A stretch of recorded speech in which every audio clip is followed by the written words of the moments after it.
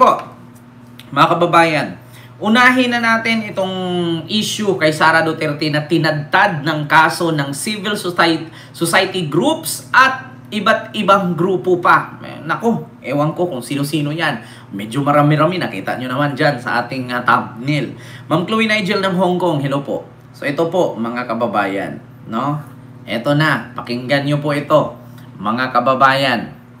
Ito na. Buksan na natin sa ating mahiwagang cellphone na natutupi-tupi. Ito po, mga kababayan, Civil Society Group versus Sara.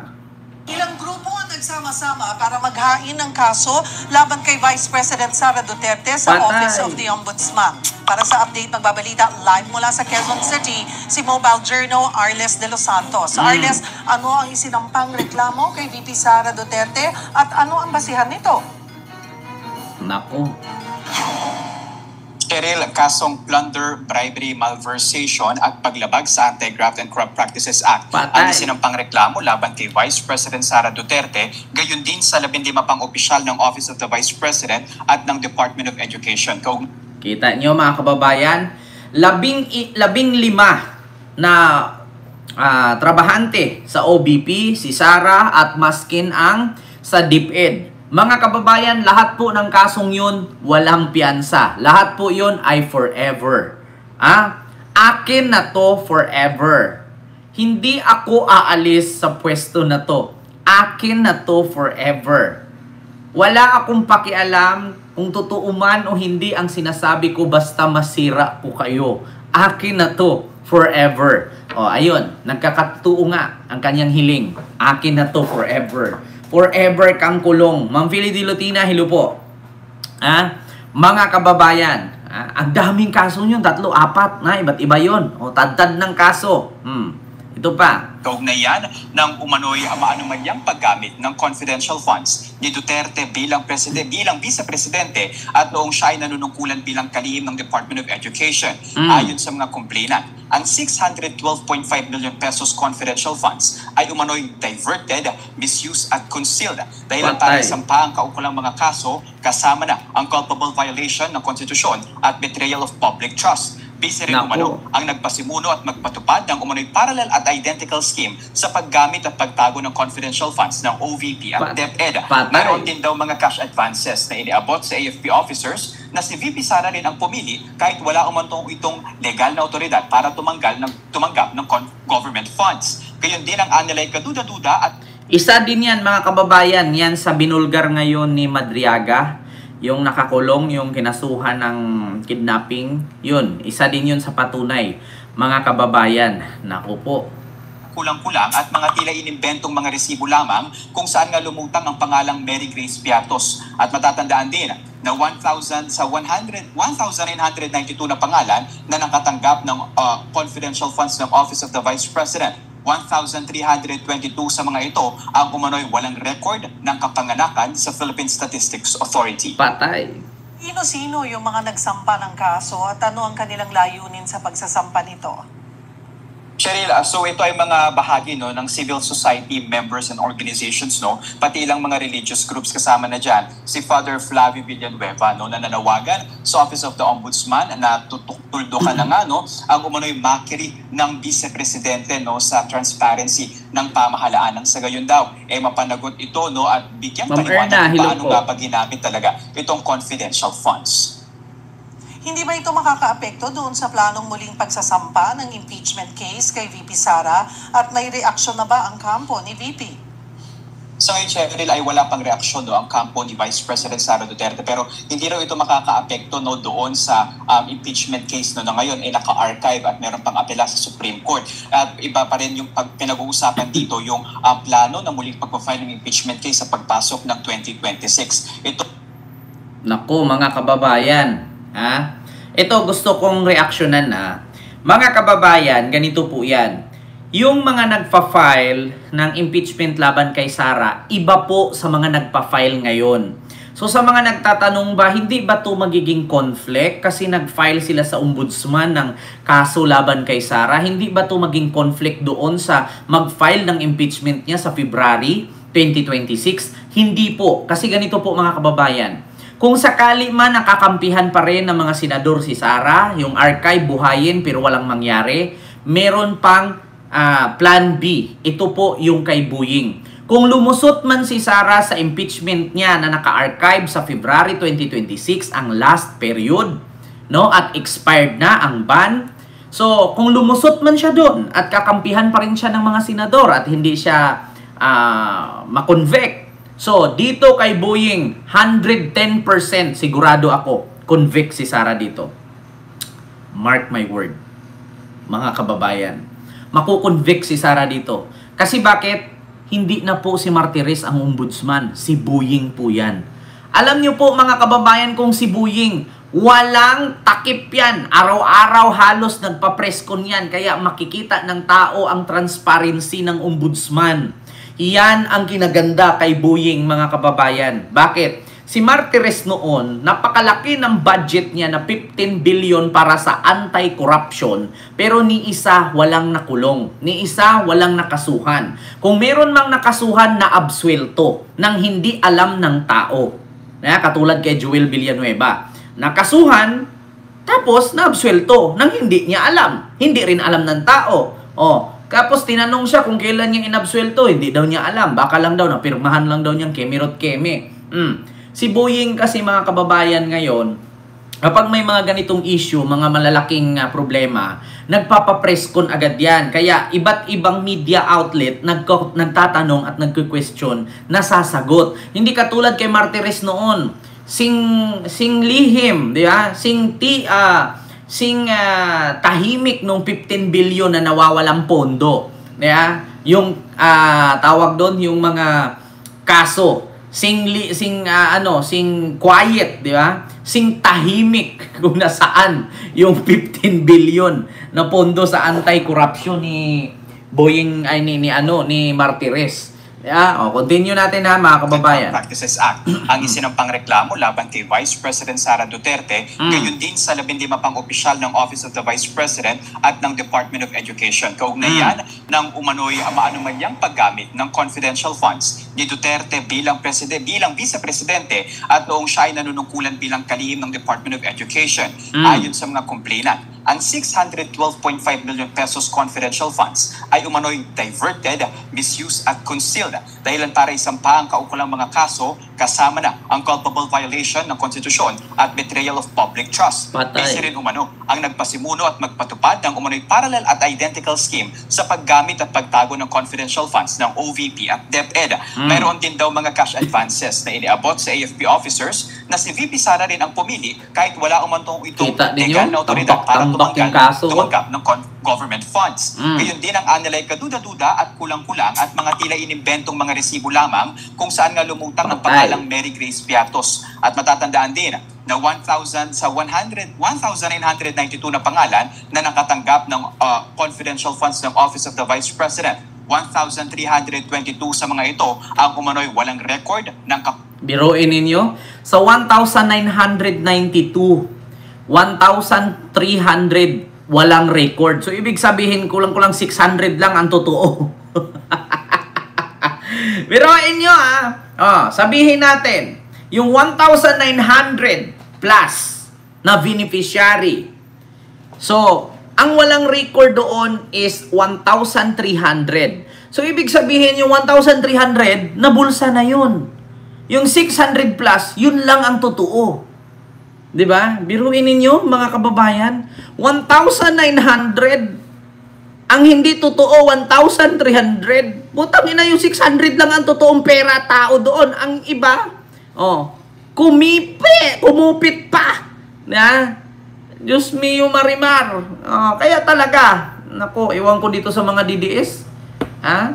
Bakit nagkaganito itong mga kabubuhan nila? Continue. Nakapanganakan sa Philippine Statistics Authority. Sino-sino yung mga nagsampa ng kaso at ano ang kanilang layunin sa pagsasampa nito? Cheryl, so ito ay mga bahagi no ng civil society Oh, members and paldong-paldo. organizations, no, pati ilang mga religious groups kasama na dyan. Si Father Flavio Villanueva, no, na nanawagan sa Office of the Ombudsman na tutuldukan na nga no ang umano'y Naku. mockery ng vice-presidente no sa transparency ng pamahalaan ng sa gayon daw mapanagot ito no at bigyang paliwanag kung paano nga ba ginamit talaga itong confidential Salamat funds. po, Wang B. Hindi ba ito makakaapekto doon sa planong muling pagsasampa ng impeachment case kay VP Sara at may reaksyon na ba ang kampo ni VP? Sa ngayon, Cheryl, ay wala pang reaksyon no, ang kampo ni Vice President Sara Duterte pero hindi raw ito makakaapekto no, doon sa impeachment case no, na ngayon ay naka-archive at meron pang apela sa Supreme Court. At iba pa rin yung pinag-uusapan dito yung plano ng muling pagpa-file ng impeachment case sa pagpasok ng 2026. Ito ay dito, ombudsman mismo ang sisilip dito no, ng kaso na ito at kanina nga ay nakita natin yung bundok. Klarong-klaro nga mga kababayan, hindi po nakakaapekto itong kinaso ngayon ng civil society group, no? Kasi si Buying po ang gagalaw dito. Naku po, sa totoo lang mga kababayan, wag na po tayong magsabing hindi ito, wala itong kahinatnan. Meron pong consequences ito. Sa madaling salita, may patutunguhan po ito, mga kababayan. Wag na po tayong magsabi nga, antayin natin ang Supreme Court, baka i-unconstitutional yan. Antayin natin ang DOJ, baka ganito. Ngayon, mga kababayan, si Buying na po ito. Sabi ko nga sa inyo, kapag ka ito nakulong si Sara, bibili talaga ko ng lechon. Buong baboy, kainin ko talaga. Naku, ang tagal-tagal kong gustong umorder ng lechon, kaso apakamahal. Bibili talaga ako ng lechon pag nakulong si Sara. Diyos mio, Marimar. Mamigay talaga ako ng GCash dito sa live. Punyetang yan. Mga kababayan. Sige, tuloy natin. Bundok, no? Ilang mga pile na mga papel na ipinasa dito bilang kanilang ebidensya. Arles, mayroon din daw nagsampa ng reklamo sa Ombudsman laban kay Congressman Romeo Momo. Ano ang basihan nito at may reaksyon na ba ang mambabata sa aligasyong ito? Kanina, Cheryl, umaga bago dumating itong reklamo nga nun, inihain laban kay Vice President Sara Duterte, meron din mga civil society members at religious groups, no, kasapi, no, ang nagsampa ng kaso dito kay Surigao del Sur, First District Representative Romeo Momo Jr. Ito ay senior. Kaugnay ito doon sa 1.4 billion pesos na mga infrastructure projects na konektado daw sa pamilya nito ng mambabatas na ito, no, kung saan nga graft at plunder ang isinampang kaso rito. Pero iginiit ng mambabatas na meron daw dapat at tamang forum no, na pag-usapan ito at itinatanggi niya ang mga alegasyon sa kanya. No? At ayon sa kanya, matagal na siyang nag-divest doon sa mga kumpanya na ngayon ay kasama sa mga inireklamo dito sa Office of the Ombudsman. Cheryl. Maraming salamat, Mobile Journal, Arles de los Santos. Ayan na, mga kababayan. Diyos ko po. Kita nyo naman kung ano ang... Ay, Diyos ko. Mga kababayan, kung nakita ninyo yung tawag dito, napakalaking tambak na... Ewan kung anong tawag dito, mga kababayan. Ito ba yon? Ang laking tambak, mga kababayan. Ito yung kaso ni Sara. Saan ba yun? Sara, sinampahan. Ayan, sinampahan na ng kaso. Ito po, mga kababayan. In the light of the many calls of the Filipino people for accountability, we should not forget the numerous instances that the second highest officer of the country has skirted away questions and investigations of her anomalous use of confidential funds. Patay. In the instance of being questioned by the representatives of the people in Congress, the Vice President Sara Duterte has blatantly refused her responsibility to answer to the people. She has continuously undermined the very essence of what public service is all about. Today, we call upon the institution of the Ombudsman to put an end to this mockery of the system of checks and balances as enshrined in our Constitution. We fervently hope that our charges of plunder, malversation, bribery, graft and corruption, Patay. betrayal of public trust, Patay. and gross violation of the Constitution be upheld against Vice President Sara Duterte. Putragis na In the yan. light of the many calls of the Pakadami. Filipino people for accountability, we should not forget the numerous instances that the second highest officer of the country has skirted away questions. Kita nyo mga kababayan kung gaano kadami ang isinampa. Putang inang yan. Alam nyo sa totoo lang mga kababayan, plunder pa nga lang sa sakit na ulo mo eh. Yeah? Alam nyo sa ngayon, si Sara, imbis na magsaya, alam mo, Vice President Sara, alam ko nasa dahig ka ngayon, lubos-lubusin mo na yung nasa ibang bansa, tumikim ka ng snow. Ha? Umano ka dyan, humiga-higa ka muna sa snow para lumamig-lamig naman yung pangangatawan mo. Kasi pag uwi mo ng Pilipinas, actually isang linggo lang naman yan siya dyan, I'm sure. Yeah? Pag uwi ng Pilipinas niyan, nako, mga kababayan, dito na masasabing, I want to cut his head. Cut his head. Gaganon yan. Nako, mga kababayan, sabi ko sa inyo, meron na namang magsabing, ina ninyong lahat. Hinaina ng patong-patong na reklamo ng ilang civic groups si Vice President Sara Duterte sa Ombudsman. Dahil ito sa umano'y maanumalyang paggamit sa higit 600 milyong pisong halaga ng confidential funds ng Office of the Vice President at Department of Education kung saan dating kalihim si Duterte. Para sa ibang detalye, nasa linya ng telepono, si hinaina ng patong Duterte has blatantly refused her responsibility to answer to the people. She has continuously undermined the very... Today may mga nag-file po ng complaints sa Office of the Ombudsman against the Vice President. Kabilang po doon yung plunder, graft, malversation, and other charges. Kaugnay po ng issue ng confidential funds, may we get the palace's reaction and comment?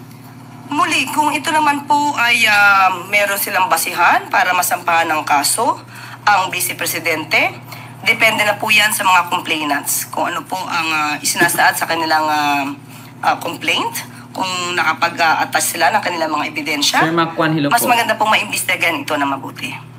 Actually, mga kababayan, ganito po yan ha.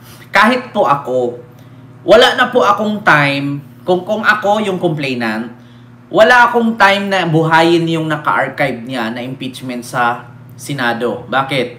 Kasi mga kababayan, alam natin dyan sa Senado na minsan yung mga senador hindi natin maintindihan. Kapag nakatalikod sa kanila si Sara, galit sila. Pero kapag kaharap nila si Sara, magugulat ka, nakikiselfie pa. Di ba? Yan ang isipin ninyo mga kababayan. Kaya kung ako complainant, mas gustuhin kong dumiretsyon lang ako sa ombudsman. Bakit? Sa ombudsman, ramdam ko pa yung aking pinaglalaban. Sa ombudsman, makikita ko pa yung process na naka-forthwith. Mga kababayan, biruin mo, paano hindi ka ma-forthwith nun? Isang katerbang tambak-tambak na file. Kung bilangin mo yun, hindi lang 1,000 pages yun. Naku! Kung makikita mo kung ilang karton yun, mga kababayan, na halos 1 bilyon na halaki, yung 1 bilyon kalaki na pera, yung 1 bilyon na tag 1,000, ganun kalaki yung file na nakatambak dun sa harapan. Sa totoo lang mga kababayan, mas gustuhin pa kung ako yung complainant, doon ako diretso sa ombudsman. May kilos, forthwith, may justice. Pero dyan sa Senado, walang kwenta dyan. Bakit? 10 sa mga senador, 8 dyan kakampi ni Sara. 2 lang dyan, 3 ang mga ayaw kay Sara. Isa na dyan si Kiko, si Bam, si Risa. Yan lang ang kadalasan mong makikita dyan na ayaw kay Sara. And the rest, ewan ko lang. Yung mga ayaw lang kay Sara dyan, yun lang mga liberal senador. Ilan lang naman yung liberal senador dyan? Si Kiko, si Bam, si Risa. Sila lang naman 3. Sinong pang-4? Diba? Kaya sa totoo lang, wala na tayong aasahan dyan sa Senado. Ang aasahan natin, yung ombudsman. Bakit? Wala namang ginawa si Boying ngayon eh. Walang ginawa si Boyeng ngayon. Ano siya, bakante siya at this time. Kasi kay Bato, wala pang ano si Bato eh. Wala pang ano si Bato dyan, tawag dito. Wala pang warrant eh. Hindi pa naman inilabas, hindi pa naman nagsabing huhulihin.